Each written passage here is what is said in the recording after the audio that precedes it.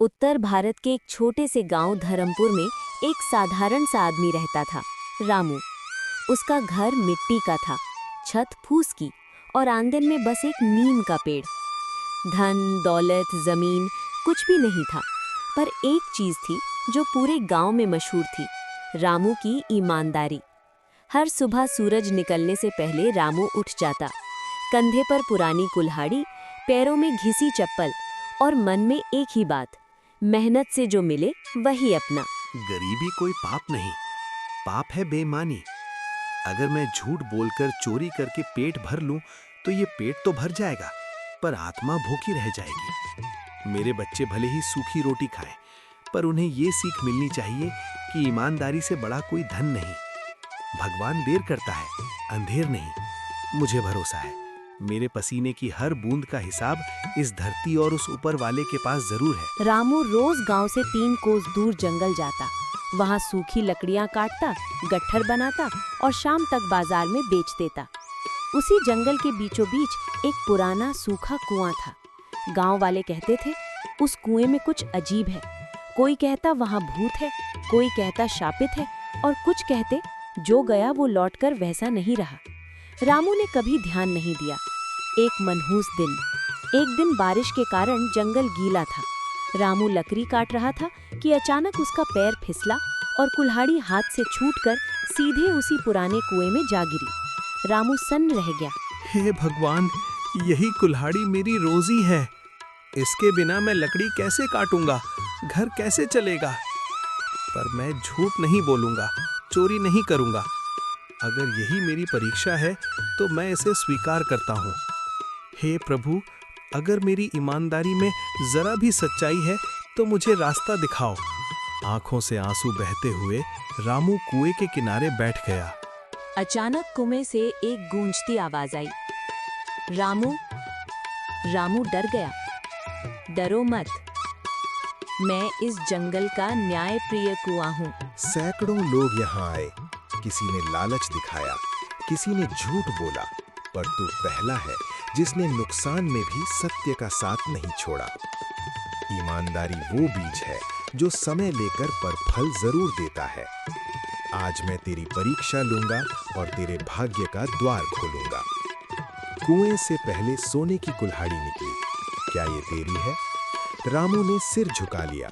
नहीं महाराज, मेरी कुल्हाड़ी साधारण लोहे की थी। सोना मेरे भाग्य में नहीं, मेरी मेहनत में है। अगर मैं झूठ बोलूं तो मैं खुद की नजरों में गिर जाऊंगा। मुझे वही चाहिए जो मेरा है, चाहे वो टूटी ही क्यों ना हो। फिर चांदी की कुल्हाड़ी निकली। रामू ने फिर मना किया। अंत में लोहे की कुल्हाड़ी निकली। रामू, आज तूने साबित कर दिया कि इंसान गरीब हो सकता है पर चरित्र से अमीर। मैं तुझे 3 कुल्हाड़ियां देता हूं और साथ में एक वरदान। जब तक तू सत्य के मार्ग पर चलेगा, तेरा जीवन कभी खाली नहीं रहेगा। रामू जब 3 कुल्हाड़ियां लेकर गांव लौटा तो उसकी आंखों में घमंड नहीं था, चेहरे पर वही पुरानी सादगी थी। लेकिन गांव वालों की आंखें चमक उठीं। अरे, रामू अमीर हो गया, जादुई कुआं सच में है। अब तो किस्मत खुल गई इसकी। धीरे धीरे ये खबर पूरे धर्मपुर में फैल गई और फिर पहुंची एक ऐसे आदमी तक जिसका दिल सोने से ज्यादा कठोर था, लालचंद सेठ। लालचंद सेठ गांव का सबसे बड़ा साहूकार था। उसके पास धन था, कोठी थी, पर इंसानियत नहीं थी। गरीबों को ऊंचे ब्याज पर कर्ज देना, समय पर पैसा न मिलने पर अपमान करना, यही उसका स्वभाव था। अगर रामू जैसे गवार की किस्मत पलट सकती है तो मेरी क्यों नहीं? मैं तो उससे 100 गुना चालाक हूं। ईमानदारी, सच्चाई, ये सब गरीबों की बातें हैं। दुनिया में वही जीतता है जो मौका देखकर फायदा उठाना जानता है। अगर जादुई कुआं सोना उगलता है तो अब वो मेरा होगा। उसकी आंखों में लालच की आग जल रही थी। अगली सुबह लालचंद सेठ नए कपड़े पहनकर हाथ में जानबूझकर सस्ती लोहे की कुल्हाड़ी लेकर जंगल पहुंचा। उसका मन पहले से ही झूठ की योजना बना चुका था।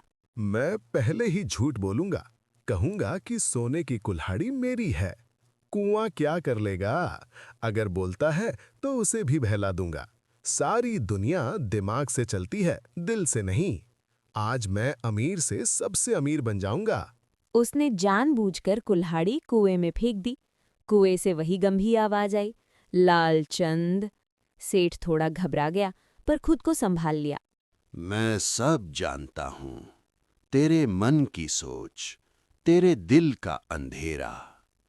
ये कुआं केवल पानी का नहीं, अंतरात्मा का आईना है। जो यहां झूठ लाता है वो खाली हाथ लौटता है।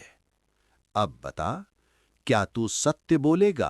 कुएं से सोने की कुल्हाड़ी निकली, क्या ये तेरी है? हाँ, यही मेरी है। मैं अमीर आदमी हूं, सोने की कुल्हाड़ी ही इस्तेमाल करता हूं। तुम्हें क्या लगता है मैं रामू जैसा साधारण आदमी हूं?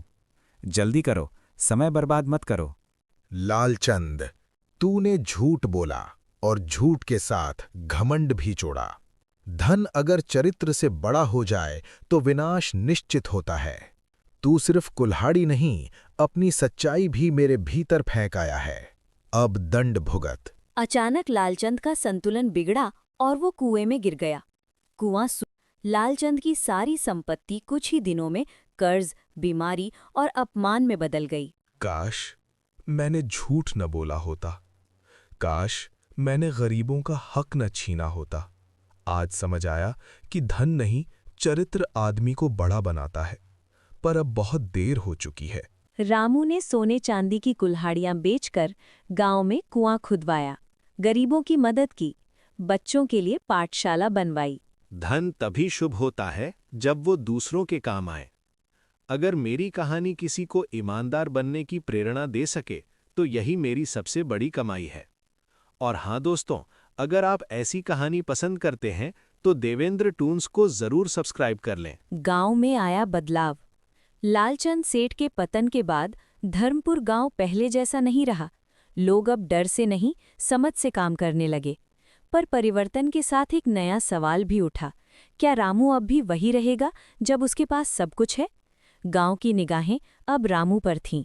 सीता का डर। रामू की पत्नी सीता अब भी साधारण जीवन जीती थी, पर उसका मन आशंकाओं से भरा था। रामू, धन आना बुरा नहीं, पर धन से मन बदल जाता है। आज लोग तुम्हें सम्मान से देखते हैं, पर यही लोग कल जल भी सकते हैं। मुझे डर है कि कहीं ये सब हमारी सादगी न छीन ले। अगर कभी सत्य और लाभ में से चुनना पड़े तो तुम क्या चुनोगे? रामू चुप रहा। ये प्रश्न उसके भीतर उतर गया।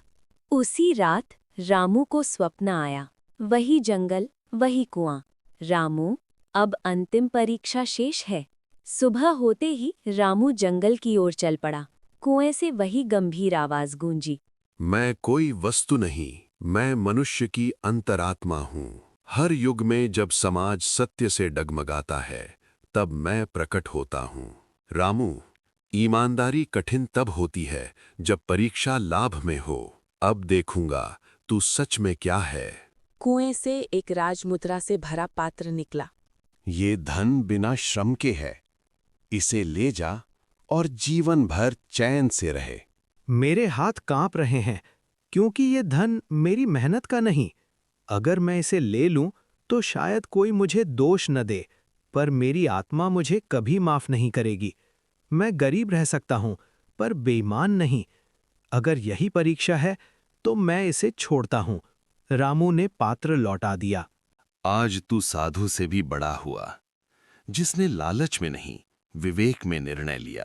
अब ये कुआं सदा के लिए शांत हो जाएगा, पर तेरी कहानी पीढ़ियों तक जीवित रहेगी। कुआं प्रकाश में बदल गया और अदृश्य हो गया। रामू गांव लौटा और सब कुछ बता दिया।